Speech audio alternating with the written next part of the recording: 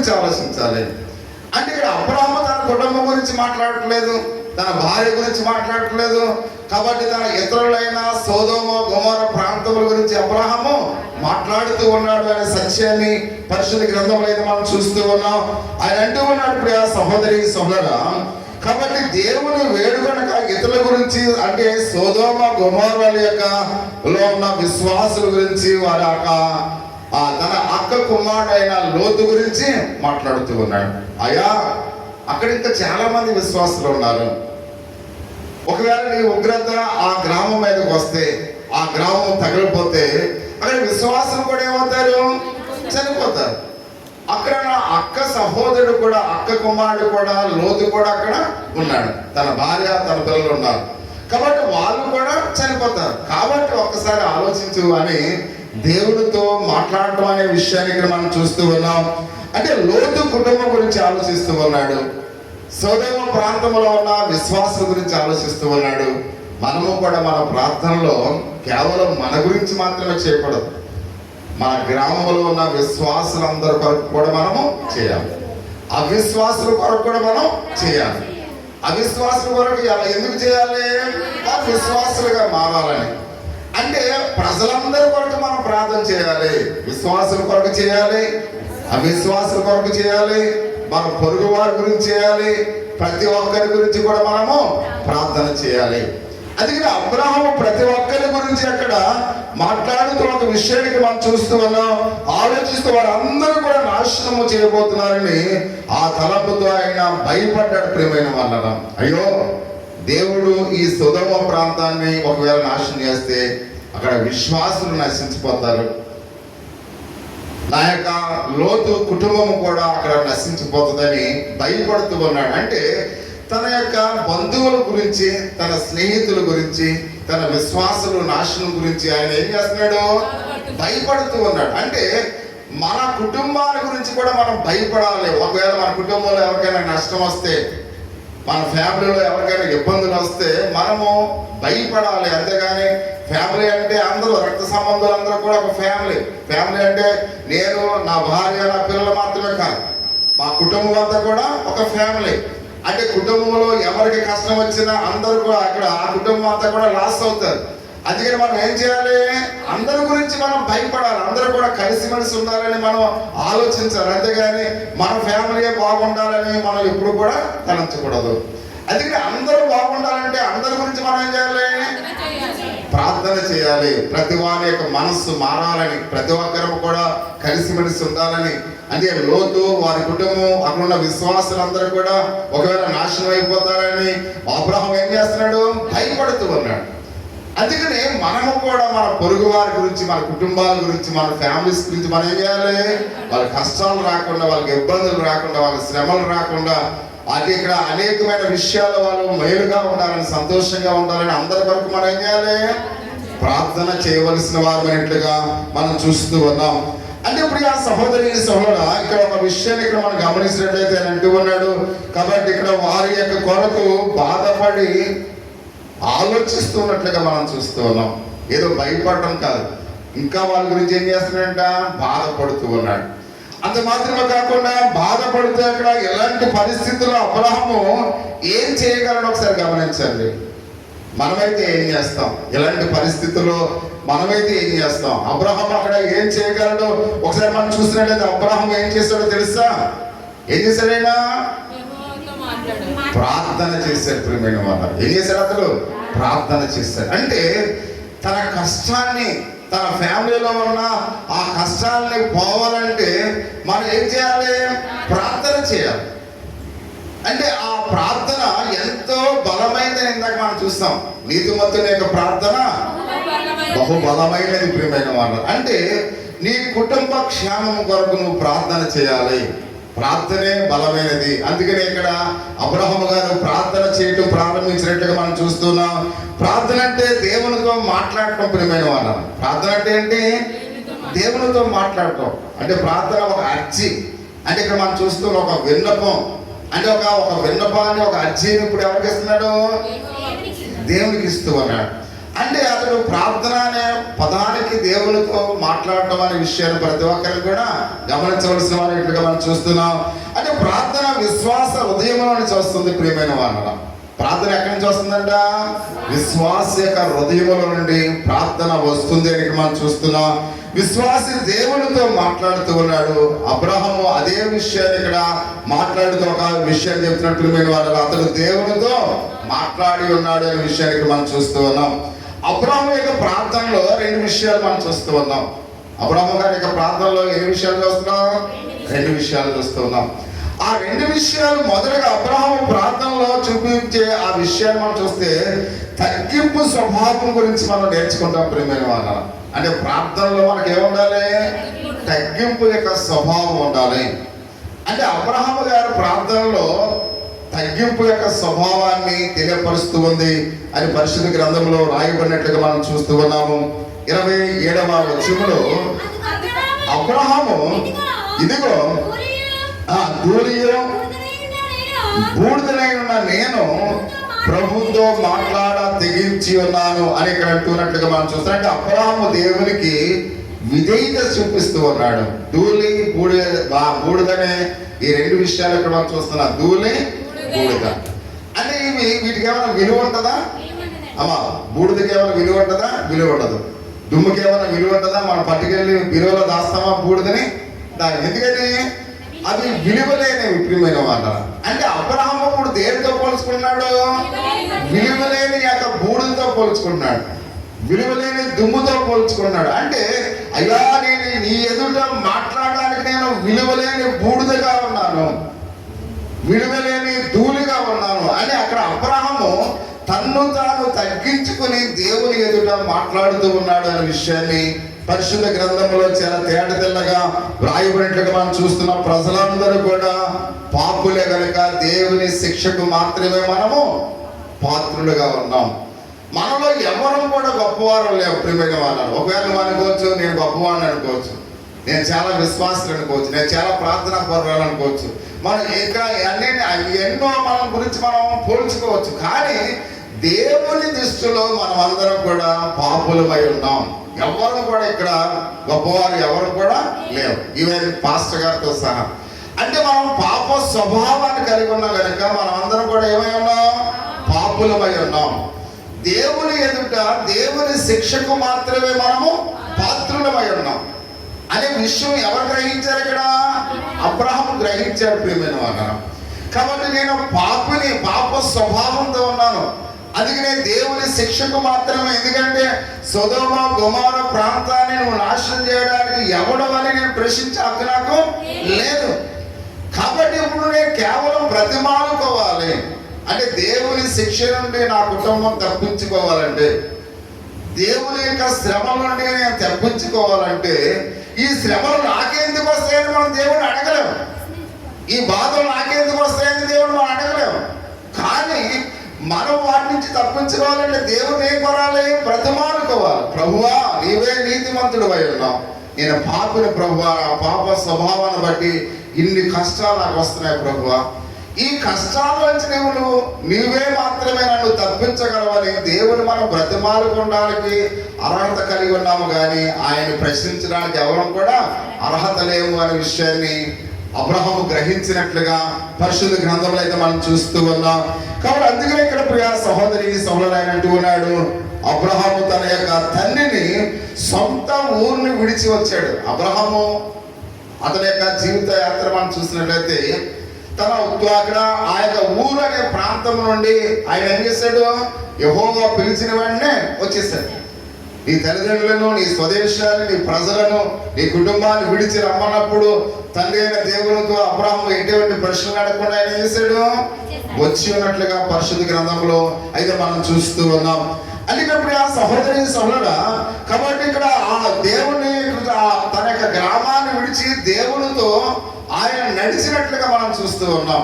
మనమైతే అయ్యా నువ్వు చెప్పినట్లుగా చేస్తున్నాను కాబట్టి నేను చెప్పినట్లుగా నువ్వెందుకు చేయమని కొన్ని సందర్భాల్లో మనం దేవుని ప్రశ్నిస్తాం. అంటే నేను విశ్వాసంలో గొప్పవాడిని, నేను దేవునితో ఉంటున్నాను అని ఒకవేళ అనుకున్నప్పుడు మన దేవుని ఏం చేస్తాం? ప్రశ్నిస్తాం. కానీ ఇక్కడ దేవుడితో ప్రశ్నించడం లేదు. ఎందుకంటే తన విశ్వాసం గురించి, తన యొక్క దేవుడితో నడిచిన విషయాల గురించి అక్కడ ఏమాత్రం కూడా తను తాను హెచ్చించుకోవడం లేదు.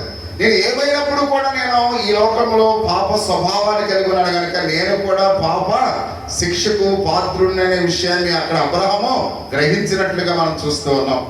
మన జీవితంలో ఎప్పుడూ కూడా మనం అతిశయించకూడదు ప్రియా సహోదరి సహోదరుడా.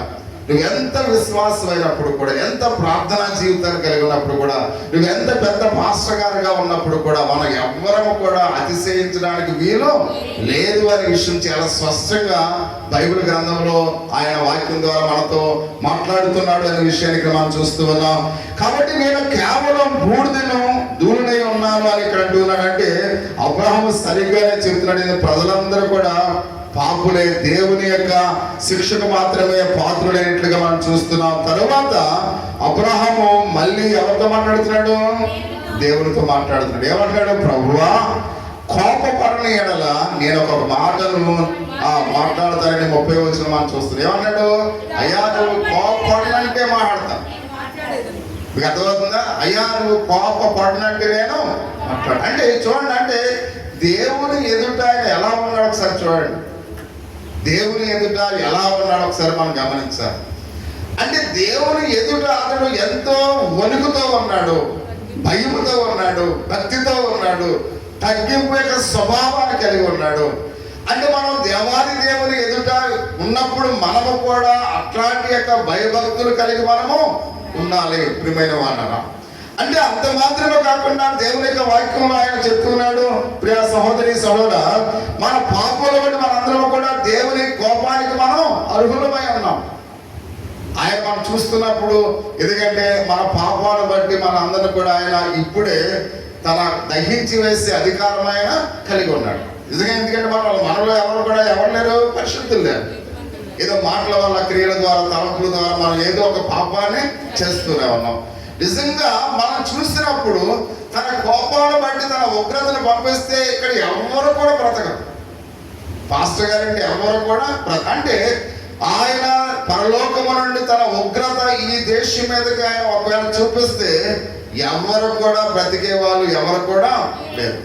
అంటే ఆయన కోపానికి మనం అందరం కూడా తగిన వారంగా ఉన్నాం ప్రియ సహోదరి సహోదరుడు. ఎందుకంటే ఆయన మనం చూస్తున్నప్పుడు ఈ లోకంలో ఎవరు కూడా ఆయన చెప్పిన రీతిగా ఎవరు కూడా జీవించడం లేదు, ఎవరు కూడా బ్రతకడం లేదు, ఎవరు కూడా అది ఇక్కడ చూసినట్లయితే నేను ఒక రాత్రి ఒక ఆలోచన వచ్చింది నాకు.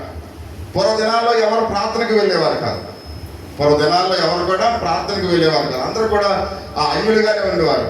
కానీ అప్పుడున్న ప్రేమ ఇప్పుడు దేవుళ్ళు ఎరిగిన తర్వాత ఎందుకు ఉంటాడో నాకు ఆశ్చర్యం వేసింది. ఇదేంటి అసలు మన క్రైస్తత్వంలోకి వచ్చిన తర్వాత, దేవుళ్ళలోకి వచ్చిన తర్వాత ఈ ప్రేమ ఇంకా పెరగాలి కదా. అంటే ఒకప్పుడు అన్యులుగా ఉన్నప్పుడు వాళ్ళందరూ కూడా కలిసిమెలిసి ఉన్నారు, అన్యులుగా ఉన్నప్పుడు వాళ్ళందరూ కూడా దేవుని యొక్క ప్రేమ కలిగి ఉన్నారు. కానీ క్రైస్తత్వంలోకి వచ్చిన తర్వాత ఈ ప్రేమ ఏంటి ఎలా మారిపోతుంది నాకు రాత్రి అసలు ఒక గంట నిద్రపోవట్లేదు. ఇదేంటి, క్రైస్తత్వంలోకి వచ్చిన తర్వాత అందరూ కలిసి ఉంటారు కదా, క్రైస్తత్వంలోకి వచ్చిన తర్వాత ప్రేమ పెరగాలి కదా, కానీ ఏంటి ఒకరికొకరు ఎలా ఉన్నారంటే అని నాకు ఆశ్చర్యం వేసి ఒక అరగంట నాకు నిద్ర. అంటే ఏ రోజులు మంచిగా ఉన్నాయి? పూర్వదినాలు. అంటే ఆ పూర్వదినాల్లో నిజంగా క్రైస్తవులు ఎవరు కూడా లేరు, అందరూ కూడా అన్యులుగా ఉన్నారు. అంటే అన్యులుగా ఉన్న వాళ్ళే ప్రేమ కలిగి ఉన్నారు. కానీ క్రైస్తవ విశ్వాసంలోకి వచ్చిన తర్వాత, దేవుని నమ్ముకున్న తర్వాత ఆ ప్రేమ చల్లారిపోతుంది ప్రియా సహోదరి సహోదరుడు. కాబట్టి అలా చల్లారిపోవడం దేవునికి ఇష్టం కాదు. కాబట్టి అందుకనే దేవుడు చెప్తూ ఉన్నాడు, నిజంగా మన యొక్క ఆలోచనలు బట్టి, మన ప్రవర్తన బట్టి, మన ఉద్దేశాలను బట్టి ఆయన కోపాన్ని మన మీద ఆయన చూపించాడు అనుకోండి, మనం ఎవరైనా మిగులుతామా? ఎవరిని కూడా మిగలము అనే విషయాన్ని ప్రతి ఒక్కరు కూడా గమనించుకోవాల్సినట్లుగా పరిశుద్ధ గ్రంథంలో అయితే మనం చూస్తూ ఉన్నాం.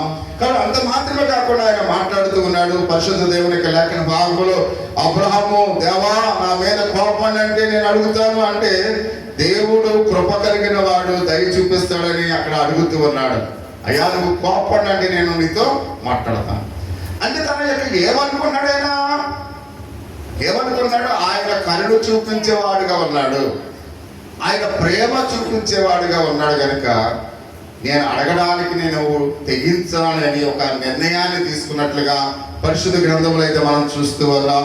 కాబట్టి అక్కడ అతడు మాట్లాడడానికి ఒక 10 డెసిషన్ తీసుకుంటూ ఉన్నాడు. ప్రియ సహోదరి సహోదర, ప్రార్థనలో ఇది సరైన పద్ధతి. దేవుని ఎదుట మొదటగా మనం ఏం తీసుకోవాలి? అనుమతి తీసుకోవాలి. మనకి ఏది ఇష్టమో అది చెప్పేయటం కాదు. ప్రభువా, నేను అయోగ్యుడిగా ఉన్నాను, అపాత్రుడిగా ఉన్నాను, కాబట్టి నీ ఎదుట నేను మాట్లాడగల శక్తి కూడా నాకు లేదు. ఒక ఆయన ప్రార్థన చేస్తున్నాడు. ఎవరైనా ఇద్దరు ప్రార్థన చేస్తున్నారు. ఒక సుంకరి, పరిచయుడు. సుంకరి ఏమన్నాడు? అయ్యా, నీ ఎదుట నీ వైపు చూడడానికి కూడా నేను సరిపోను అని తన యొక్క రొమ్ము గుద్దుకుంటున్నాడు. ప్రియమైన వాడు, నీ ఎదుట నిలబడడానికి కూడా నేను అయోగ్యుడిగా ఉన్నాను. కానీ పరిచయుడు ఏమన్నాడు? అయ్యా, నేను దొంగిలించిన దాంట్లో నీకు సగాన్ని ఇచ్చేస్తూ ఉన్నాను, కాబట్టి ఇదిగో ఈ యొక్క సుంకరి కన్నా నేనే నీ ఎదుట గొప్పవాడిని దేవుని ఎదుట ముఖాముఖిగా మాట్లాడు. అంటే అక్కడ ఇద్దరిలో ఎవరు యోగ్యమైన వారిగా దేవుడు చెప్తున్నాడు? సుంకరి. అంటే తన్ను తాను తగ్గించుకుంటూ ఉన్నాడు. దేవుని వైపు చూడడానికి కూడా నేను అర్హత లేదని ఆయన మాట్లాడుతూ ఉన్నాడు. ప్రియ సహోదరి సహోదరుడా, అందుకనే దేవుని ఎదుట మనం కూడా మాట్లాడుతున్నప్పుడు, అయ్యా నీతో నేను మాట్లాడాలయ్యా, నీ అనుమతిస్తే నీతో నేను మాట్లాడతాను. అందుకని ఇక్కడ అబ్రహాము దేవునితో ఆ విధంగా మాట్లాడడానికి ఇష్టపడినట్లుగా మనం చూస్తూ ఉన్నాం. మనం దేవునితో కూడా మాట్లాడినప్పుడు అబ్రహాము వల్ల మనం కూడా తగ్గించుకుని మాట్లాడే స్వభావాన్ని కలిగి ఉండాలి. మన దేవునితో మాట్లాడినప్పుడు, అంటే దేవుడితో మాట్లాడటం అంటే దేవుడితో మాట్లాడటం అంటే అర్థం ఏంటి? ప్రార్థన. అంటే ప్రార్థనలో మనం ఏం చేయాలంట? తగ్గించుకోవాలి అని పరిశుద్ధ గ్రంథంలో అయితే మనం చూస్తూ ఉన్నాం. అంటే ఇప్పుడు ఆ సహోదరి సహోదరు ప్రతి ఒక్కరము కూడా కాబట్టి తగ్గింపు స్వభావంతో దేవునితో మాట్లాడాలని ఆయన ఆశపడుతూ ఉన్నాడు. తగ్గింపు స్వభావంతో మనం ఎవరు అడగాలంట? దేవుణ్ణి అడగవలసిన వారి మనం చూస్తూ ఉన్నాం. మన పాపము ఆయనకు మనకు ఒక అడ్డుగోడగా ఉంది. మన పాపం ఆయనకి మనకు ఎలా ఉందంట? అడ్డుగోడగా ఉంది అనే విషయాన్ని మనం అందరం కూడా తెలుసుకోవాలి. ఎందుకంటే ఆయన శిలువ మరణ బలియాగముల చేత ఆ అడ్డుగోడను ఏం చేశాడైనా తీసివేశాడు. అంటే మా పాపం మనకు ఆయనకు అడ్డుగోడగా ఉంది కాబట్టి ఆ శిలువ మ్రాణి మీద యేసుక్రీస్తు వారు ఎప్పుడైతే ఆ విలువైన ప్రాణాన్ని ఆయన చెల్లించాడో, ఆయనకి దేవునికి మనకు అడ్డుగా ఉన్న ఆ పాప గోడను ఏం చేశాడైనా తీసివేసినట్లుగా పరిశుద్ధ గ్రంథంలో మనం చూస్తూ ఉన్నాం. కాబట్టి అందుకనే ప్రియ సహోదరి సోదరు ఆయన అంటూ ఉన్నాడు, కాబట్టి ఎలా ప్రార్థన చేయాలి? ఎందుకంటే ఆయన అంటూ ఉన్నాడు, కాబట్టి దగ్గర బంధువుల గురించి కూడా మనం ఏం చేయాలంట? ప్రార్థన చేయాలి. మన పొరుగు వారి గురించి కూడా మనం ఏం చేయాలి? ప్రార్థన చేయాలి. అంటే తగ్గింపులో నిస్వార్థమైన ప్రార్థన చేయాలి. తగ్గింపులో కూడా మనకు ఎలా ఉండాలి? నిస్వార్థమైన ప్రార్థన. నిస్వార్థం అంటే అర్థం ఏంటి? మన గురించి కాకుండా, స్వార్థముతో కాకుండా. కాబట్టి నిస్వార్థముగా మనము ప్రార్థన చేయవలసిన వారినట్లుగా పరిశుద్ధ గ్రంథంలో అయితే మనం చూస్తూ ఉన్నాం. అంటే ఇప్పుడు ఆ సహోదరి సహోదరు ఆయన అంటూ ఉన్నాడు. ఈ యొక్క విషయాన్ని మనం ఒకసారి మనం ఆలోచన చేసినట్లయితే ఆయన అన్నాడు, దేవుని యొక్క వాక్య భాగంలో తగ్గించుకుని నిస్వార్థంగా ప్రార్థన చేయడం మాత్రం కాకుండా ప్రజలందరి కొరకు మనం ఏం చేయాలంట? ప్రార్థించాలి. ఎవరు ప్రజలందరి కొరకు ప్రార్థిస్తూ ఉన్నారు? ఒకసారి మనం ప్రశ్నించుకోవాలి. మన రాష్ట్రం గురించి చేయాలి, మన దేశం గురించి చేయాలి, మన ప్రజలందరి కొరకు చేయాలి. ప్రతి ఒక్కరికి కూడా రాజుల కొరకు, అధికారుల కొరకు, నాయకుల కొరకు, ప్రతి ఒక్కరి కొరకు మనం ఏం చేయాలంట? ప్రార్థన చేయాలని పరిశుద్ధ గ్రంథంలో అయితే మనం చూస్తూ ఉన్నాం. ప్రియ సహోదరి సహోదర, అది మొదటి తిమోతికి రాసిన పత్రిక 2వ అధ్యాయం 2-3 వచనాల్లో ఆయన అంటున్నాడు, కాబట్టి రాజుల కొరకును అధికారుల కొరకును విజ్ఞాపనను, ప్రార్థన, యాచనలు, కృతజ్ఞతాస్తుతులు చేయాలి హెచ్చరించుచున్నాడు. ఇది మంచిదియు మన రక్షకుడు దేవుని దృష్టికి అనుకూలమై ఉన్నదని మనం చూస్తూ. అంటే కాబట్టి ప్రజలందరి కొరకు మనం ప్రార్థన చేయాలి. ఇందాక చూస్తాం, విశ్వాసుల కొరకు ప్రార్థన చేయాలి, అవిశ్వాసుల కొరకు కూడా మనము ప్రార్థన చేయాలి. అంటే మనకు ఎవరు కూడా శత్రువులు కాదు. ఒక విషయాన్ని మనం గుర్తుపెట్టుకోవాలి. మన గ్రామంలో ఉన్న వారందరూ కూడా మనకు ఎవరు కూడా శత్రువులు కాదు. ఈ మధ్యన క్రైస్తత్వంలో కూడా అన్యులని శత్రువులుగా చూడటం వల్ల వాళ్ళు కూడా మన మీద వాళ్ళు ఏం చేస్తున్నారు? ద్వేషాన్ని పెంచుకుంటున్నారు. కాబట్టి ఎవరు కూడా మనకు శత్రువులు కాదు. దేవునికే శత్రువులు కానప్పుడు మనకు శత్రువులు ఏంటి? కాబట్టి దేవుడు అందరిని ప్రేమిస్తున్నాడు. అందరి కొరకు తన ప్రాణాన్ని అర్పించాడు. కాబట్టి తనకు పొడిచిన వారి కొరకు కూడా ఆయన తన ప్రాణాన్ని అర్పించాడు. దాన్ని ద్వేషించిన వారిని, తను అసహించుకున్న వారిని, తన తిట్టిన వారిని, కొట్టిన వారి గురించి కూడా తన ప్రాణాన్ని అర్పించాడు. అందుకని మనకు పగవాడంటే ఈ లోకంలో ఎవరు కూడా ఉండకూడదు ప్రియా సహోదరి. అందుకని ఇక్కడ మనకి కులము, మతము, లేదా మత భేదాలు, లేకపోతే కుల భేదాలు ఇవి ఏమి ఉండకూడదు. ఒక క్రైస్తవుడికి అందరితో సమానంగా ఉండాలి. లేదా నువ్వు ఆ కులము, నీది ఈ మతము, ఆ మతము మనకు సంబంధం లేదు. ఎందుకంటే మనం అందరం కూడా దేవుళ్ళలో ఉన్నాం ప్రియమైన వాళ్ళు. మనకు మత సంబంధాలు ఎలాంటివి కూడా ఉండకూడదు. అందుకనే యూట్యూబ్లో కానీ, వాట్సాప్లో కానీ, ఫేస్బుక్లో కానీ ఇలాంటివి పెట్టకండి. ఎందుకంటే ఇలాంటి పెట్టడం వల్ల దేవుడికి దూరం చేస్తున్న వాళ్ళని, ఏం చేస్తున్న వాళ్ళని దేవుడికి దూరం చేస్తున్నాం. ఎప్పుడు కూడా ప్రేమే గెలుస్తుంది, ప్రేమే శాశ్వతంగా ఉంటుంది. అందుకని ఎవరిని ద్వేషించే వారిగా మనం ఉండకూడదు. కాబట్టి ఎందుకంటే ప్రతి విషయంలో కూడా దేవుని బిడ్డలంటే ఇంత ప్రేమ కలిగిన వారని ప్రజలు అనుకోవాలి. అంత ప్రేమను చూపించాడు ప్రభు. కాబట్టి అందుకని ప్రతి విషయంలో కూడా ఎవరిని కూడా మనం ఏం చేయకూడదు, ద్వేషించకూడదు అనే విషయాన్ని పరిశుద్ధ గ్రంథంలో అయితే మనం చూస్తూ ఉన్నాం.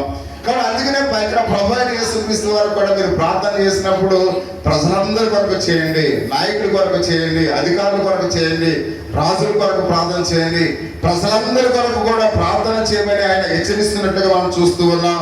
అంటే అవిశ్వాసం వరకు ఎందుకు ప్రార్థన చేయాలి? వారి వాక్య శక్తిలో వారు కూడా విశ్వాసంలోనికి రావాలి, వారు కూడా దేవుని యందు నమ్మకములో ఉండాలి అని వారి గురించి కూడా మనము వాళ్ళ విశ్వాసులుగా మార్చబడటం గురించి వాళ్ళు ఏం చేయాలి, వాళ్ళ గురించి మనం ప్రార్థన చేయవలసిన వారినట్లుగా మనం చూస్తున్నాం.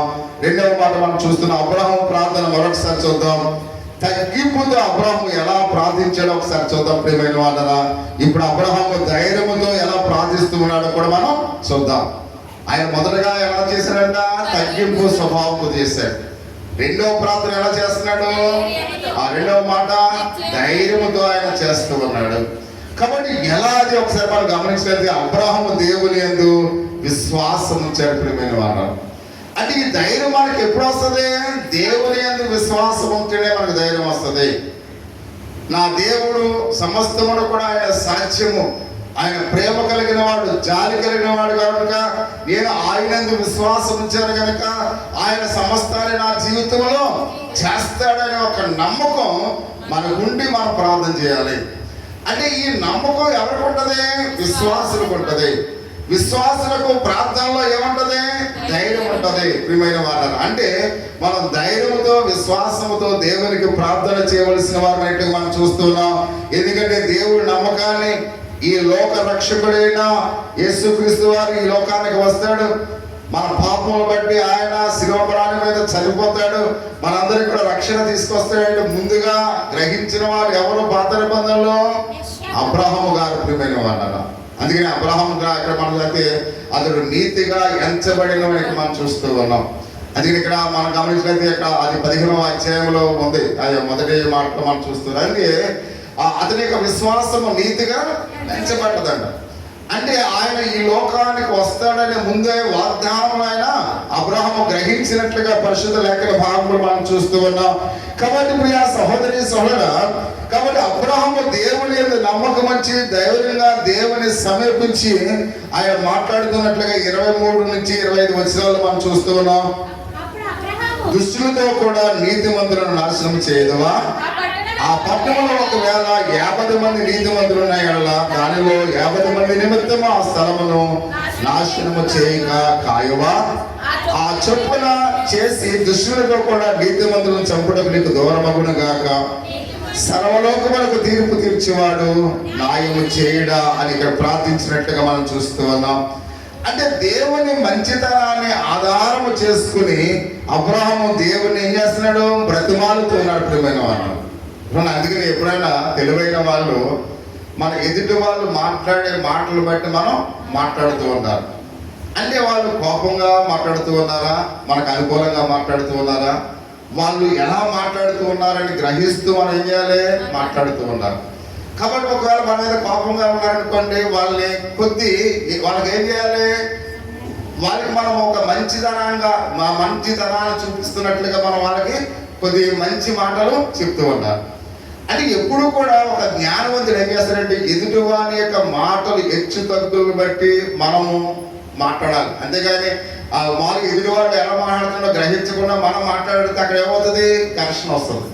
అందుకని ఎప్పుడు కూడా హెచ్చు తగ్గులను బట్టి అతని స్వభావాన్ని బట్టి మనం ఏం చేయాలి, మాట్లాడుతూ ఉండాలి. ఇక్కడ దేవుడు కూడా, దేవుడితో ఎవరు మాట్లాడుతున్నారు, అబ్రహాం మాట్లాడుతూ ఉన్నాడు. అబ్రహాం మాట్లాడుతున్నప్పుడు ఇప్పుడు అబ్రహాం ఏం చెప్తున్నాడు, అయ్యా ఆ ప్రాంతంలో 50 మంది విశ్వాసులు ఉంటే ఆ ప్రాంతాన్ని నువ్వు నాశనం చేయకుండా ఉండవా, కాబట్టి అంటే ఆ దుష్టులతో పాటు ఈ 50 మందిని కూడా నువ్వు చంపేస్తావా అని అది సీరియస్గా చెప్పట్లేదు. మీకు అర్థమవుతుంది చెప్పే మాటలు, అంటే ఆయనకు అనుగుణంగా మాట్లాడుతున్నాడు. నువ్వు ఎంతో మంచివాడు కదా ప్రభువా, కాబట్టి నీ దాసుడిగా నేను మాట్లాడుతున్నాను అని. అంటే దేవునికి కోపం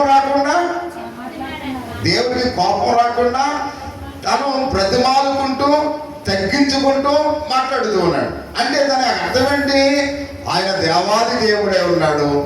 ఆయన ఎదుట ఆయన అనుగ్రహాన్ని పొందాలంటే నేను దీన స్థితిని కలిగి ఉండాలి, ఆయన బ్రతిమాలుకోవాలి. అంటే తన గురించి బ్రతిమాలుకోవట్లేదు, తన కుటుంబం గురించి బ్రతిమాలుకోవట్లేదు, తన యొక్క ప్రజల కోసం, ఆ ప్రజల్లో ఉన్న విశ్వాసుల కోసం, తన యొక్క లోతు కుటుంబం గురించి బ్రతిమాలుకుంటూ ఉన్నాడు. అంటే తన గురించి తాను బ్రతిమాలుకోకుండా ఇతరుల గురించి ఏం చేస్తున్నాడు, దేవుని ఎదుట ప్రాధేయపడుతూ ఉన్నాడు అనే విషయాన్ని పరిశుద్ధ గ్రంథంలో చాలా తేటతెల్లగా వ్రాయబడినట్లుగా మనం చూస్తూ ఉన్నాం. అంటే దేవుని యొక్క మంచితనాన్ని ఆధారం చేసుకుని అబ్రహాము దేవుని బ్రతిమాలుతున్నాడు. అందుకనే అతడు ధైర్యంగా మాట్లాడుతున్నాడు. ప్రియమైన వాళ్ళ, మన ధైర్యం ఎప్పుడు వస్తుంది, మనం ఎప్పుడైతే ఎదుట వ్యక్తిని కంపారిజన్ చేసుకుని కాకుండా మనం ఎప్పుడైతే తగ్గించుకుని మాట్లాడతామో అప్పుడు ఆయనతో మనం ధైర్యంగా మాట్లాడడానికి ఉంటుంది. ఆ ఎదుటి మనిషిని కూడా మనం ఎలా అనుకోవాలి, ఈయన జాలి కలిగిన వాడు, ప్రేమ కలిగిన వాడు, నేను ఏమడిగినా ఇస్తాడు అన్నప్పుడు మనలో ఏముంటది, ధైర్యం ఉంటుంది అనే విషయాన్ని మనం చూస్తున్నాం. ఆ ధైర్యాన్ని అబ్రహాము కలిగి ఉన్నాడు అనే విషయాన్ని పరిశుద్ధ గ్రంథంలో అయితే మనం చూస్తున్నాం. అందుకే నేను దేవుడు అబ్రహామును తిరస్కరించలేదు ప్రియమైన వారు. కాబట్టి మనం మాట్లాడితే ఆయన తిరస్కరించేవాడేమో, అంటే మనం ఎలా మాట్లాడాలో మనకి తెలియదు. కానీ అబ్రహాము అనుగుణంగా మాట్లాడాడు కాబట్టి దేవుడు అబ్రహాము యొక్క మాటలు ఏమాత్రం కూడా తిరస్కరించలేదు అనే విషయాన్ని ఇక్కడ మనం చూస్తూ ఉన్నాం. అతను మనం విన్నాడు సరే అని చెప్పడం ద్వారా యెహోవా అబ్రహాము ఇంకా ధైర్యాన్ని ఇచ్చి ప్రోత్సహిస్తూ ఉన్నాడు. సరే నువ్వు చెప్పినట్లుగా చేస్తాను, 50 మంది ఉంటే నేను ఏం చేయలే అన్నాడు. కాబట్టి ఇప్పుడు ఎవరికి ధైర్యం వచ్చింది, అబ్రహాం ధైర్యం వచ్చింది. అంటే ఒక అడుగు ముందేయడానికి దేవుడి నుంచి వచ్చే సమాధానం గురించి ఇక్కడ వేచి ఉన్నాడు. అంటే మనము కూడా అదేవిధంగా చెప్పాలి, ఎదుటి మనిషి మాట్లాడే దాన్ని బట్టి మనం నెక్స్ట్ స్టెప్ తీసుకోవాలి. అంటే ఇప్పుడు యెహోవా అబ్రహాముకి కొంత స్వేచ్ఛనిచ్చాడు, కొంత ధైర్యాన్ని ఇచ్చాడు, సర్లే అన్న మాటనిచ్చాడు, భరోసా ఇచ్చాడు. అంటే ఇప్పుడు రెండో స్టెప్ తీసుకోవడానికి అవకాశం అబ్రహాముకు ఉంది. అప్పుడు అబ్రహాం అన్నాడు, అయ్యా సర్లే 50 మంది లేకపోతే 40 మంది 45 మంది అన్నా ఒకవేళ కాపాడుతావా అన్నాడు. మరలా అంటే ఇక్కడ ప్రభు ఎలా సమాధానం చెప్తాడో చూస్తున్నాడు. మరి ఇప్పుడు మళ్ళీ ఏమన్నాడు ఆయన, సరే అబ్రహాం అన్నాడు. కాబట్టి సరే అబ్రహాం అన్నప్పుడు మరలా ఏం చేశాడు, మరలా ఇంకో స్టెప్ తీసుకున్నాడు. అంటే మనం అయితే అప్పుడు ఏంటి అని ఒకవేళ గర్వంగా మాట్లాడామనుకోండి, ఇక నువ్వు చెప్పే మాటలను ఏమి విన్నాని అక్కడ కట్ చేసేవాడు. కానీ కట్ చేయకుండా ఏం చేస్తున్నాడు, అబ్రహాంకి అవకాశాలు ఇస్తున్నాడు. అంటే వాళ్ళ యొక్క మాటల సంభాషణ ఎంత అద్భుతంగా ఉందో మనం గమనించాలి. అందుకనే పెద్దవాళ్ళతో మాట్లాడేటప్పుడు మనం కూడా చాలా జాగ్రత్తగా మనము ఉండాలి. మన బిహేవియర్ జాగ్రత్తగా ఉండాలి, మన ఆలోచన జాగ్రత్తగా ఉండాలి, మనం నిలబడే తీరు జాగ్రత్తగా ఉండాలి. అప్పుడే ఆ అధికారైనా ఆఫీసరైనా ఎవరైనా కానీ మనం గౌరవిస్తారు, మనతో వాళ్ళు మాట్లాడడానికి ఇష్టపడతారు. అంటే ముందు మనతో మాట్లాడే ఆలోచనలోకి ఆయన్ని నడిపించాలి. మనం ఎప్పుడైనా ఏదైనా సాధించాలంటే ఒక అధికారి దగ్గరికి వెళ్ళి మాట్లాడినప్పుడు అతడు మనతో మాట్లాడడానికి ఇష్టపడాలి. మీకు అర్థమవుతుందా? ముందు మన అవసరాలు తీర్చడం కాదు, మనతో మాట్లాడడానికి ఇష్టపడినప్పుడు అప్పుడు మనం వారితో మనకి ఏది అవసరమో అది చేయడానికి అవకాశం ఉంటుంది. అదే ఇక్కడ అబ్రహాము కూడా దేవునితో మాట్లాడుతున్నప్పుడు ఒక్కో స్టెప్ ఆయన తగ్గించి ఇక్కడ ఎప్పుడైతే తగ్గుతూ ఉన్నాడో మరలా అవకాశం దొరికి కొద్ది మరలా అబ్రహాం అడుగుతున్నాడు, 30 మంది ఉన్నా నువ్వు ఇక మాకు క్షమిస్తావా అంటే సరే అన్నాడు. తర్వాత 25 మంది ఉంటే సరే అన్నాడు, సరే 15 మంది ఉంటే సరే అన్నాడు. అంటే దేవుణ్ణి ఎంతగా ఆయన కూల్ చేస్తూ ఉన్నాడో ఈ మాటల్లో మనం చూస్తూ ఉన్నాం ప్రియా సహోదరి సహోదర.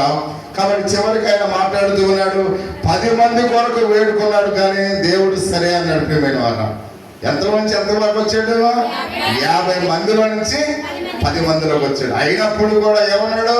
సరే అబ్రహామా అని అడిగినట్లుగా మనం చూస్తున్నాం. అబ్రహాము తనలో దేవునితో నమ్మకాన్ని ఇక్కడ చూసినట్లుగా మనం చూస్తూ ఉన్నాం. ఎన్ని సంవత్సరాలు ఒకరితో ఒకరు మాట్లాడుకునే ఒక అనుబంధాన్ని కలిగి ఉన్నట్లుగా వాళ్ళు మాట్లాడుకుంటున్నారు. ప్రియమైన వాళ్ళు చూడండి, మనం పూర్వం మామూలుగా చిన్నప్పటి నుంచి ఒక స్నేహితులుగా ఉన్న వాళ్ళు ఎలా మాట్లాడుతూ ఉన్నారో, కొత్త వ్యక్తులతో కాకుండా ఆ స్నేహ బంధాన్ని ఒక సంవత్సరం కాలంలో స్నేహంతో ఉన్న వాళ్ళతో ఎలా మాట్లాడుతూ ఉన్నారో, ఎప్పటి నుంచో స్నేహం ఉన్నట్టుగా ఇప్పుడు ఎవరు మాట్లాడుకుంటున్నారు? అబ్రహాము యెహోవా అంటే మనము ఎవరితో అయినా మాట్లాడేటప్పుడు మన ముందు మన స్నేహ భావం ఉండాలి. వాళ్ళతో మనం ఎలా ఉండాలి? ఒక స్నేహితులుగా మనం ఇన్వాల్వ్మెంట్ ఉండాలి. అప్పుడే మనం ఒకరికి ఒకరు మాట్లాడుకోవడానికి అవకాశం అనేది ఉంటుంది. అది ఆఫీసర్ అయినా అధికారి అయినా ఎవరైనప్పుడు కూడా ఒక స్నేహ భావాన్ని కలిగి వారితో మాట్లాడితే మన విషయాలను కూడా వాళ్ళు చేయడానికి అవకాశం అనేది ఉంటుంది. ప్రియమైన వాళ్ళ అందుకని ఇక్కడ మనం చూస్తూ ఉన్నాం. కాబట్టి విశ్వాసీ ప్రార్థనలో సరైన పద్ధతి ఇది. దేవుని దగ్గర మనం వరాలు పొందుకోవాలంటే, దేవుని దగ్గర ఆశీర్వాదాలు పొందుకోవాలంటే, దేవుని దగ్గర మనం అనేకమైన అద్భుత కార్యాలు మనం చూడాలంటే అబ్రహాము పాటించిన పద్ధతి ఒకవేళ ఈ రోజు నువ్వు పాటిస్తే నీ జీవితంలో ఎన్నో అద్భుతాలు చూస్తావు ప్రియా సహోదరి సహోదరుడా. కాబట్టి నీలో తగ్గింపు యొక్క స్వభావాన్ని కలిగి ప్రార్థన చేయి. నీలో అయితే విశ్వాసంతో ధైర్యంతో దేవుని ఎదుట అయితే అబ్రహాము చేసినట్లుగా నువ్వు తగ్గింపు యొక్క స్వభావంతో ప్రార్థన చేస్తే దేవుడు నీ ప్రార్థన, అబ్రహాము యొక్క ప్రార్థన విన్నట్లుగా నీ ప్రార్థన కూడా దేవుడు వింటాడు. అందుకని మనం చూస్తున్నప్పుడు ఆ సహోదరి సహోదరుడా, కాబట్టి ప్రతిసారి కూడా అబ్రహాము దేవుడిని దేవుడు ఏమాత్రం కూడా అబ్రహామును గద్దించలేదు. ప్రియమైన వాళ్ళ ప్రతిసారి గద్దించాడా? సరే అబ్రహాం అంటే మనం వెడసలు సరిగ్గా లేదనుకోండి, ఆయన అధికారమో రివర్స్ అయిపోతుంది ఎలా అంటాడు. అంటే ఎల్లోనే అనిపించుకోకుండా అబ్రహాము చాలా తగ్గింపు యొక్క స్వభావంతో మరలా అవకాశాన్ని పొందుకునేట్లుగా చేశాడు. అలాగే మనము కూడా ప్రార్థనలో అంత తగ్గింపు యొక్క స్వభావాన్ని కలిగిన వారమై ఉండాలని మనం చూస్తూ ఉన్నాం. కానీ సరైన జవాబు పొందుకున్నాడు. ప్రియమైన వారు అబ్రహాం ఏం పొందుకున్నాడు? సరే అనే జవాబు పొందుకు. అది ఎంతో ఆత్మీయంగా, అది ఎంతో గొప్ప బలాన్ని ఇస్తున్నట్లుగా మనం చూస్తున్నాం. ఇప్పుడు మనకు ఒక ప్రశ్న వేసుకుందాం ప్రియ సహోదరి సహోదరుడా. కాబట్టి మనము అబ్రహాం వలె ప్రార్థిస్తూ ఉన్నామా? సరే గమనించండి, అబ్రహాం వలె ప్రార్థిస్తూ ఉన్నామా? ప్రార్థనలో మనం ఎవరిని కూడా విమర్శించకూడదు. చాలా మంది ప్రార్థనలో మనం చూస్తుంటాం, వాడు ఇలా పాపం చేశారు వాడిని శిక్షించు, లేదా ఇలా చేశారు వాళ్ళని మామూలుగా ఇలా అలా అంటే ప్రతి ఒక్కసారి మన ప్రార్థనలో వాళ్ళు తప్పులు చేస్తారు, వీళ్ళు తప్పులు చేస్తారు, వాళ్ళు ఇలా ఉన్నారు వీళ్ళలో ఉన్నారని అంటున్నాం తప్ప నిజంగా నేను పాపులని మనం ఏం చేస్తున్నాం? మర్చిపోతాం. నిజంగా మనం పాపులని ఒకవేళ మనం గుర్తిస్తే వాడు తప్పు చేశాడు వీడు తప్పు చేశాడు మనం అంటామా? అనం. కానీ మన పాపం మనకి గుర్తురాదు. అందుకే అంటాడు, నీ కంటిలో దూరం పెట్టుకుని ఎదుటివాడి కంటిలో నలుసును వెతకడానికి ప్రయత్నం చేయకు. కాబట్టి అందుకనే మనం పాపులమని గ్రహించాలి. కాబట్టి అందుకని మనం ఎప్పుడైతే నేను పాపులని గ్రహిస్తానో నా ముందున్న వారు మంచి వాళ్ళని నేను తెలుసుకుంటాను. ఎప్పుడైతే నేనే బెస్ట్ అంటే వీళ్ళందరూ కూడా ఎలా ఉంటారు? నాకు పాపులుగా ఉంటారు. ఎప్పుడు కూడా మనము పాపులు అని గ్రహించాలి. నేను చెడ్డవాడిని గ్రహించాలి. అప్పుడు ఎదుటివాడు మంచివాడిగా కనపడతాడు.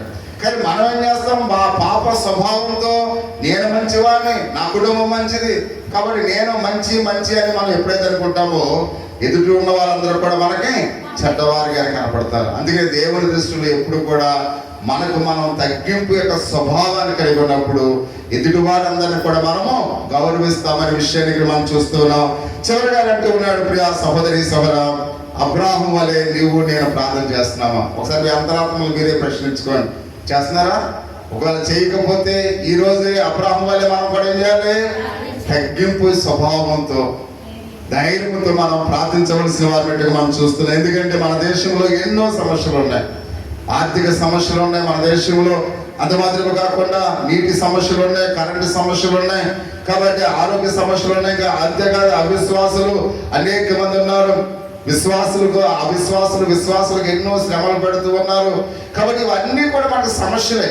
ఒకవేళ నువ్వు సమస్య లేదు అని అనుకుంటావేమో, నువ్వు ప్రార్థన చేసినప్పుడు మనకు అనేకమైన సమస్యలు ఉన్నాయి. ఈ సమస్యలన్నింటిని బట్టి నువ్వేం చేయాలి? ప్రార్థన చేయాలి. ప్రభువా, మా దేశంలోని ఈ సమస్యలు, ఈ కొరతలన్నీ కూడా తీసివే ప్రభువా. కాబట్టి అవిశ్వాసులు విశ్వాసులంతా వేధిస్తున్నారు ప్రభువా, అనేక మందిని చంపేస్తున్నారు ప్రభువా, ఈ కష్టకాలంలో అనేకమైన ఇబ్బందులు పడుతున్నారు ప్రభువా. ఇవన్నిటి నుంచి కూడా మా భారతదేశాన్ని నువ్వు కాపాడు అని ప్రతి ఒక్కరము కూడా, ప్రతి నిమిషము కూడా, ప్రతి క్షణము కూడా మన బంధువుల గురించి ప్రార్థన చేయాలి, మన స్నేహితుల గురించి ప్రార్థన చేయాలి, మన ఫ్రెండ్స్ గురించి ప్రార్థన చేయాలి, వారికి ఉన్న ఇరుకుల ఇబ్బందుల గురించి ప్రార్థన చేయాలి. కాబట్టి అనేకమైన సమస్యలు ఉన్నాయి. వీటిని అన్నింటిని బట్టి కూడా మనం ప్రార్థన చేస్తే, ఎప్పుడైతే నీ పొరుగు వారి గురించి నువ్వు ప్రార్థన చేస్తున్నావు, దేవుడు నీ కుటుంబంలో ఎటువంటి సమస్యలు లేకుండా అయినా చేస్తారు ప్రియమైన వాళ్ళను. కానీ అందుకనే దేవుని యొక్క వాక్య భాగంలో ఇక్కడ మనం గమనించినట్లయితే, ఆయన విశ్వాసులకు ఎన్నో శ్రమలను ఇక్కడ మనం చూసినట్లయితే ఆయన సృష్టిస్తున్నట్లుగా మనం చూస్తున్నాం. వీటిని అన్నిటి గురించి కూడా మనం ప్రార్థన చేయాలి. విశ్వాసులకు అనేకమైన శోధనలు వస్తున్నాయి. ఇందాక మనం చూస్తాం, అప్పుడు ఎందుకు ప్రజలు ఎలా ఉన్నారు, ఇప్పుడు ఎందుకు ప్రజలు ఎలా ఉంటున్నారంటే, ఇప్పుడు అవిశ్వాసులు ఏం చేస్తున్నారు? విశ్వాసుల మధ్య గొడవలు పడుతూ ఉన్నారు. మీకు అర్థమవుతుందా? ఆ ప్రశ్న అక్కడ మనం ఇందాక అనుకున్నాం, మళ్ళీ ఎందుకు జవాబు చెప్పుకున్నామంటే, కాబట్టి అప్పటికన్నా అప్పుడు విశ్వాసులు బెటరే. కానీ ఈ అవిశ్వాసులు ఉన్నారు చూడండి, వాళ్ళు విశ్వాసులకు మనశ్శాంతి లేకుండా చేస్తున్నారు. కాబట్టి అందుకని ఇందాక మనం చూస్తాం, ప్రారంభంలో దుష్టత్వంలో వారు సంతోషించే వారిగా ఉన్నారు. అంటే ఈ అవిశ్వాసులు వాళ్ళు ఎక్కడైతే కాబట్టి ప్రజల్లో శాంతి సమాధానం లేకుండా చేస్తున్నప్పుడు వాళ్ళు ఏం చేస్తుంటారు? ఆనందించడానికి చూస్తూ ఉంటారు. అందుకని మనం ఎప్పుడు కూడా ఆ యొక్క వలలో పడిపోకూడదు ప్రియా సహోదరి సహోదరుడా. ఎప్పుడు కూడా అవిశ్వాసుల వలలో ఎప్పుడు విశ్వాసి పడిపోకూడదు. కాబట్టి నీకు సమస్యలు వస్తే, ఇబ్బందులు వస్తే, ప్రార్థన చేస్తే ప్రతి సమస్యను కూడా దేవుడు ఏం చేస్తాడు? మారుస్తాడు. కాబట్టి అందుకనే ఎప్పుడు కూడా విశ్వాసులు ఐక్యత కలిగి ఉండాలి, అనురాగం కలిగి ఉండాలి, ఎప్పుడు కూడా స్నేహభావాన్ని కలిగి ఉండాలి. కాబట్టి ఒకరు ఆదరించుకునే వారిగా ఉండాలి, ఒకరికి ఒకరు సహాయపడేట్లుగా ఉండాలి. కానీ సాతాను ఎలా ఉంటూ సాతానికి ఇష్టం ఉండదు. కాబట్టి అందుకని మీరు సాతానికి బానిసలైపోతే అలాగనే ఉంటారు. కాబట్టి మీరు సాతానికి బానిసలు కాకుండా దేవునికి మీరు విశ్వాసులుగా ఉంటే సాతానిక తంత్రాలు మీరు ఏం చేస్తారు? ఎదిరిస్తారు. కాబట్టి మీరు ఎదిరించాలంటే మీలో విశ్వాసం ఇంకా పెరగాలి, మీలో విశ్వాసం అభివృద్ధి పొందాలి. అందుకనే విశ్వాస ఫలాలను మీరు ఫలించాలి. విశ్వాస ఫలాలు ఏంటి? ప్రేమ, సమాధానము, సంతోషము, దీర్ఘశాంతము, కాబట్టి దయాలత్వము, ఇవన్నీ కూడా మనం ఒక క్రైస్తవ విశ్వాసం కలిగి ఉండాలి. కాబట్టి ఇవి మనలో ఎప్పుడైతే కరువైందో, ప్రేమ చల్లారిపోతుందో, అప్పుడు అక్రమం విస్తరించినప్పుడు ప్రేమ ఏమవుతుందంట? చల్లారిపోతుంది. కాబట్టి అందుకని ఎప్పుడు కూడా మనము చూసినట్లయితే ఈ లోకంలో మనం ఏమీ పట్టుకెళ్ళలేము. మనం ఎలా దిగంబరులుగా వచ్చామో అలా దిగంబరులుగా వెళ్ళిపోతాం. కాబట్టి మనం ఏమి తీసుకురాలని ఏమి పట్టుకెళ్ళలేదు. కానీ ప్రేమ, అనురాగం అనేవి శాశ్వత కాలం ఉంటాయి. అందుకని మనలో ఆ ద్వేషాన్ని కలిగించే ఆ అసూయను తీసివేయాలి, మనలో ఆ యొక్క వెడబాటును చేసే ఆ ద్వేషాన్ని తీసివేయాలి. దేవుని ప్రేమ కలిగి ఉంటే అన్ని మనం సహిస్తాం ప్రియమైన వాళ్ళ. కాబట్టి అందుకనే సహించే వారిగా ఉండాలి, ఒకరు ఆదరించుకునే వారిగా ఉండాలి. అందుకని అబ్రహాము తన పొరుగు వారి గురించి, తన సహోదరుల గురించి, విశ్వాసుల కోసం అక్కడ దేవునితో ఏం చేస్తున్నాడు? ప్రతిమాలుని ప్రార్థిస్తూ ఉన్నట్లుగా పరిశుద్ధ గ్రంథంలో అయితే మనం చూస్తూ ఉన్నాం. అందుకనే చివరి యొక్క మాట ఇందాక చదువుకున్నాం. ఇక్కడ యాకోబు పత్రిక 5వ అధ్యాయము 16వ వచనంలో మనం చూస్తున్నాం. ఎప్పుడైనా జ్ఞాపకం వచ్చినప్పుడు మాత్రమే ప్రార్థిస్తూ ఉన్నామా? లేదా యాకోబు చెప్పినట్లుగా ఆయన అంటున్నాడు, నీతిమంతుని విజ్ఞాపన మనవపూర్వకమైనదై బహుబలమైనది ఏమిటను అని ఇక్కడ మనం చూస్తున్నాం. కాబట్టి మనం ఎక్కువగా ఎందుకు ప్రార్థించకూడదు ప్రియమైన వాళ్ళ? మీకు అర్థమవుతుందా? మనం ఎక్కువగా ఎందుకు ప్రార్థించకూడదు? ఎందుకంటే ప్రార్థనలోనే శక్తి ఉంది, ప్రార్థనలోనే బలం ఉంది. కాబట్టి ఎందుకు మనం దాన్ని ప్రార్థించలేకపోతూ ఉన్నాం? కాబట్టి మనం ఏం చేయాలి? ఇప్పుడు మరీ ఎక్కువగా ప్రార్థన చేయాలి. ఎప్పుడైతే అశాంతి నెలకొందో, ఎక్కడైతే మన యొక్క జీవితాల్లో అలజడులు ఎప్పుడైతే వస్తున్నాయో, కాబట్టి అప్పుడే మనం బలంగా మనం ఏం చేయాలి? తలుసుగా ప్రార్థన చేయవలసిన వారిపై ఉన్నాం. అబ్రహాము వలె ధైర్యంగా ప్రార్థన చేయాలి. చాలా విషయాల గురించి తరచుగా మనం ప్రార్థన చేయాలి. ఏదో ఒక విషయం గురించి కాదు. నువ్వు ప్రార్థన చేసినప్పుడు అనేకమైన విషయాలు నీకు ఎప్పుడైతే జ్ఞాపకం వస్తున్నాయో, ఒంటరిగా నువ్వు ప్రార్థన చేసుకున్నప్పుడు, తలుపు వేసుకుని గదిలో నువ్వు ప్రార్థన చేసుకుంటున్నప్పుడు ఈ అన్ని విషయాల గురించి, సంఘం గురించి ప్రార్థన చేయాలి, విశ్వాసుల కొరకు ప్రార్థన చేయాలి. కాబట్టి ఇవన్నీ కూడా ప్రతి విశ్వాసరాలు చేయాలి. మీకు వేసిన ప్రార్థనలు, ప్రతి ప్రార్థనకు దేవుడు ఏమిస్తారన్నాడు? జవాబిస్తారన్నాడు.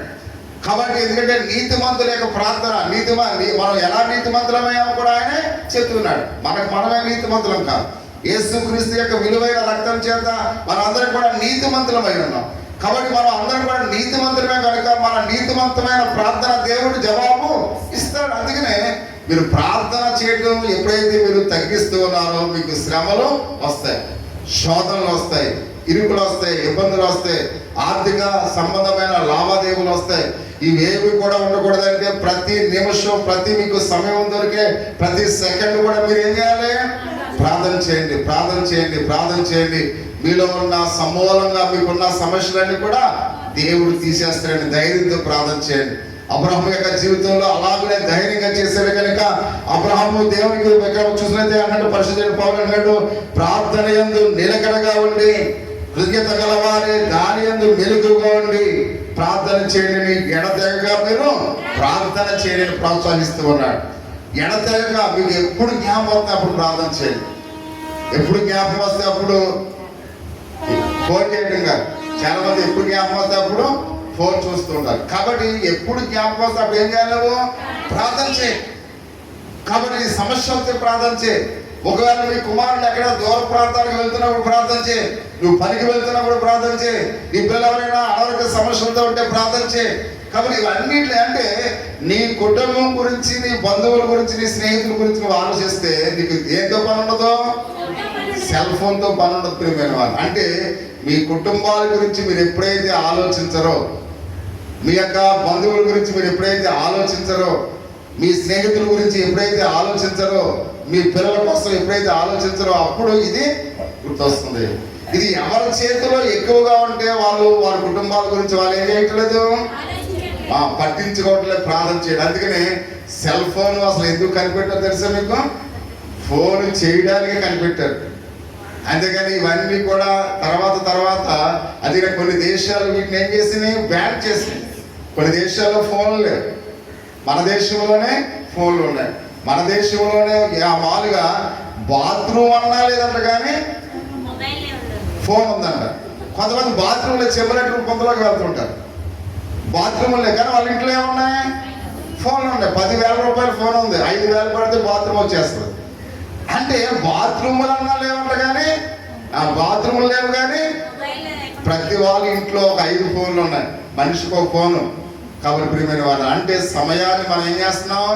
వృధా చేస్తూ ఉన్నాం. కాబట్టి దేవునికి ఇద్దాం, దేవునితో మనం మాట్లాడదాం. ప్రతి సమస్యను బట్టి దేవునితో ప్రతి ఒక్కరం కూడా మాట్లాడేవారిగా ఉందాం. అందుకనే దేవుడికి ఒక మాట్లాడుతున్నాడు, దేవుడు యేసునందు మన పాపములన్నీ కూడా క్షమించి ఉన్నాడు కనుక మనందరం కూడా ఆయన ప్రార్థించడానికి దేవుని వేడుకుందాం అన్నాడు. ఆయన ఎబ్రీయులకు రాసిన పత్రిక 4వ అధ్యాయం 16వ వచనంలో యేసు ద్వారా ధైర్యంగా ప్రార్థించమని చెప్తూ అని అన్నాడు. ఎందుకనగా మనము కనికరింపబడి సమయోచితమైన సహాయము కొరకు కృప పొందినట్లు ధైర్యంతో కృపాస్థానం వద్దకు చేరుదము అని మనం చూస్తున్నాం. అంటే కృపాస్థానం అంటే దేవుని మందిరం. కాబట్టి మీరు ధైర్యంతో దేవుని మందిరానికి రండి, దేవునితో సహవాసం చేయండి, దేవునితో ప్రార్థించండి. దేవుడు మీ కష్టాలను కూడా ఆయన తీసివేసేవాడిగా ఉన్నాడని చెప్తున్నాడు. అయితే అతడు ఎంత మాత్రము సందేహింపగా విశ్వాసముతో అడగవలను. సందేహించేవాడు గాలి చేత రేపబడి ఎగురుపడి సముద్ర తరంగములు పోలి ఉండెను. అట్టి మనుషుడు దివమనస్కుడై తన సమస్త మార్గముల యందు అస్థిరుడు గనుక ప్రభు వలన తనకేమి దొరికినని తలంచుకొనరాదు అని యాకోబు పత్రిక 1వ అధ్యాయము 6-8 వచనాలు మనం చూస్తూ ఉన్నాం. అంటే ప్రియమైన వాళ్ళ సందేహింపగా విశ్వాసంతో ప్రార్థన చేయాలి. మీకు అర్థమవుతుందా? సందేహింపగా విశ్వాసంతో ప్రార్థన చేయాలి. కాబట్టి మనం ప్రార్థనకు వచ్చినప్పుడు మనము దేవుని యొద్ద నుండి ఏం దొరుకుతుందని రాకూడదు ప్రియమైన వాళ్ళు. మీకు అర్థమవుతుందా? ఇప్పుడు నేను ప్రార్థనకు వెళ్తున్నాను కాబట్టి నాకు ఏం దొరుకుతుందని ప్రార్థనకు వెళ్ళకూడదు. అంటే మనం దేవుని చిత్తానికి అప్పగించాలి. ప్రభువా, ఈ ఆపదలో నేను ఉన్నాను, నీకు ఇష్టమైతే ఈ ఆపద నుండి నన్ను తప్పించు. అదే నేను ప్రార్థనకు వస్తున్నాను కాబట్టి ఈ ఆపద నుంచి తప్పించని మనం అనకూడదు. అంటే సమస్తమును కూడా దేవుని స్వాధీనంలో ఉంచాలి. ప్రభువా, ఈ కష్టంలోనే ఉన్నాను, ప్రభువా నీకు ఇష్టమైతే ఈ కష్టం నుంచి నన్ను తొలగించు. అంటే నువ్వు ఎప్పుడైతే ఇస్తావో ఆ యొక్క ప్రియ సహోదరి సహోదర, అంటే నువ్వు దేవుని స్వాధీనంలో ఉండడం దేవునికి ఇష్టం. అందుకని దేవుణ్ణి నీవు స్వాధీనంలో ఉంచుకోవడం మనకిష్టం.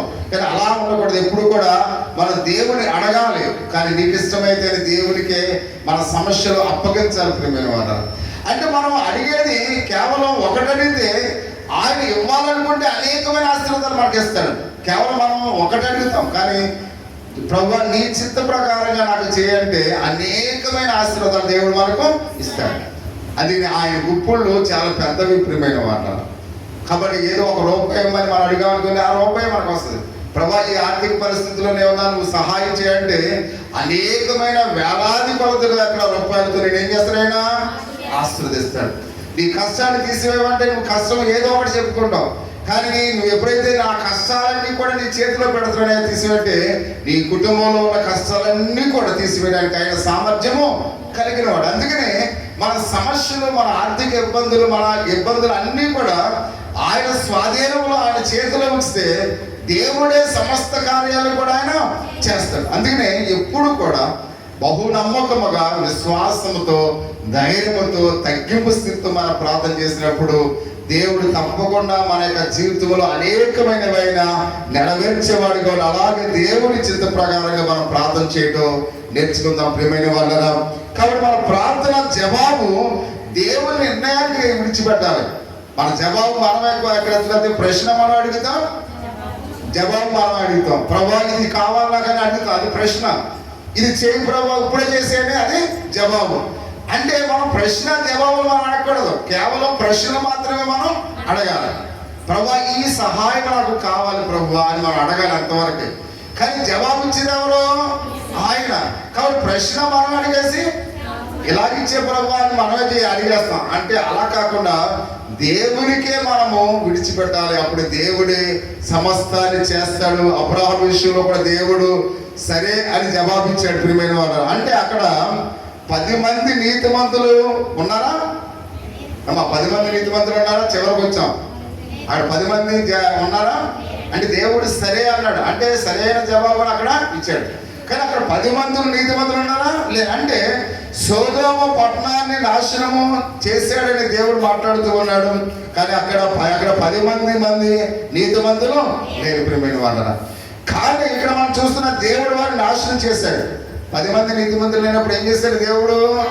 ఆ సొదొమ గొమొర్రా పట్టణాన్ని నాశనం చేసినట్టుగా మనం చూస్తున్నాం. అయితే లోతును అతని కుటుంబాన్ని తప్పించడం ద్వారా దేవుడు అబ్రాహాము చేసిన ప్రార్థన విన్నాడు ప్రియమైన వాళ్ళని. గతవత్న ఇదే మనం విన్న వాక్యాలకి అంతటికీ చివరి జవాబు. అంటే మనం చూస్తున్నాం, అంటే 10 మంది కూడా అక్కడ లేరు. కానీ అబ్రాహాము వేడుకున్నాడు కాబట్టి విశ్వాసం రక్షించమని వేడుకున్నాడు. కాబట్టి 10 మంది కూడా లేరు కాబట్టి ఏం చేశాడు? సొదొమ గొమొర్రా ప్రాంతాలని నాశనం చేశాడు. కాబట్టి అబ్రాహాము వేడుకున్నట్లుగా విశ్వాసులైన లోతు కుటుంబాన్ని దేవుడు ఏం చేశాడు? కాపాడాడు. అంటే నీ ప్రార్థన ఎప్పుడు ఒంటిగా ఉండదు. నువ్వు ప్రార్థన చేసినప్పుడు తప్పకుండా నీ ప్రార్థనకు జవాబు వస్తుంది. అంటే అబ్రాహాము యొక్క ప్రార్థనకు జవాబు వచ్చిందా? వచ్చింది ప్రియమైన వారు. ఎలా వచ్చింది? లోతు కుటుంబాన్ని దేవుడు రక్షించండి. ఆ పట్టణంలో ఒకే ఒక కుటుంబం ఉంది. ఆ ఒక్క కుటుంబం ఎవరు? లోతు కుటుంబం. కాబట్టి అందుకనే అబ్రాహాము యొక్క ప్రార్థన లోతు కుటుంబాన్ని రక్షించినట్టుగా మనం చూస్తూ ఉన్నాం. కాబట్టి నీ ప్రార్థన నీ కుటుంబాన్ని, నీ ఫ్యామిలీలో ఉన్న వారిని కూడా ఏం చేస్తుంది? రక్షిస్తుంది. కాబట్టి నువ్వు ఎవరైతే విశ్వాసుల కొరకు ప్రార్థన చేస్తున్నావో ఆ విశ్వాసం కూడా రక్షిస్తుంది. ఎవరైతే అవిశ్వాసం కొరకు ప్రార్థన చేస్తున్నావో వారి విశ్వాసంలోనికి వారిని నడిపిస్తుంది అనే విషయాన్ని మనందరం కూడా తెలుసుకోవాల్సిన వారి మట్టుగా మనం చూస్తూ ఉన్నాం. కాబట్టి అందుకనే ప్రియ సహోదరి సహోదర, దేవుడు మనకు కూడా ఏమన్నాడు? స్నేహితుడే. అబ్రాహాము గారికి ఒకరికి మాత్రమే స్నేహితుడు కాదు. ఎందుకంటే ఆయన ఏమైనా పక్షపాతము లేదు. అబ్రాహాముకి ఎలా స్నేహితుడిగా ఉన్నాడు దేవుడు, మనకు కూడా అలాగే స్నేహితుడిగా ఉన్నాడు. అబ్రహాం అడిగినప్పుడు దేవుడు ఎలా తన కోరికలు నెరవేర్చాడో మన కోరికలు కూడా ఆయన అలాగనే నెరవేర్చేవాడిగా ఉన్నాడు. కాబట్టి ఒకే ఒక స్నేహితుడు మనతో ఉండాలి ప్రియమైన వాళ్ళ. ఆయన ఒక్కడే ప్రభు అయిన దేవుడిని మనం చూస్తూ ఉన్నాం. వాక్యములు ఆయన వాగ్దానములు ఆధారం చేసుకుని మనం ప్రార్థన చేయాలి. మన స్నేహితుడు మనం ఎలా అడగాలి? వాగ్దానాలు మనం ఎప్పుడైతే బైబిల్లో ఉన్న వాగ్దానాలన్నీ కూడా నెవరు వేసుకుంటూ నువ్వు ఏవైతే కష్టంలో ఉన్నావో ఆ కష్ట సమయంలో ప్రార్థనలో, కాబట్టి కొత్త నిబంధనలు పాత నిబంధనలు ఎవరు ఏ విధంగా సహాయం పొందుకున్నారో వారందరినీ కూడా నువ్వు కంపారిజన్ చేసుకుని జ్ఞాపకం చేసుకుని ప్రార్థన చేస్తే దేవుడు తప్పకుండా నీ ప్రార్థన ఏం చేస్తాడు? వింటాడు అనే విషయాన్ని. అంటే మొదటగా మనం ప్రార్థన ఎలా చేయాలో నేర్చుకోవాలి. కాబట్టి ఆ ప్రార్థన దేవుడు వినాలంటే ఎలా తగ్గింపు యొక్క స్థితిలో మనం నేర్చుకోవాలి. అది పొందుకోవాలంటే ఎలాంటి ధైర్యము ఉండాలంటే మనకి విశ్వాసం కూడా ఉండాలి.